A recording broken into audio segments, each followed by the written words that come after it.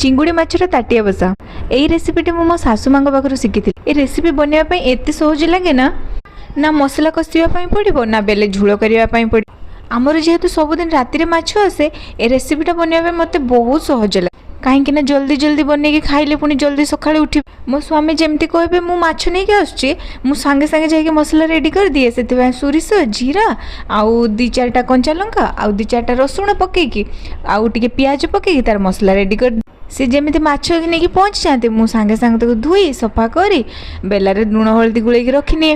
मु एका करेनी दिने दिने मो स्वामी भी धोई काटी सब सफा करके मते दे दियंती रेडी करी मु खाली मसला गुड़े बसई दिए बेलारे आगे गोटे बेलारे माछ नहीं ना से सोरिष बाटा 2 चामच देदेबा तापर 2टे बिलाती चुन चुन कर काटिके पके गोटे कि 2 चामच सोरिष तेल दे ताकू गुड़े देबा।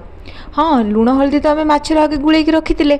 आ लुण हलदी दबानी खाली लंकागुंड पाउडर टिके पकेदेबा नालिया देखावाई तापर टिके पानी दे ताकू गुड़े गैस रे बसई देबा पूरा स्लो करेनि गैस फुल गैस रे रखिबे जेतेबेले पानी फुटी आसीबो ना सेतेबेले आमे किस करबा ना 2 चामच सोरिष तेल पकेदेबा तापर सेटाको ढांकी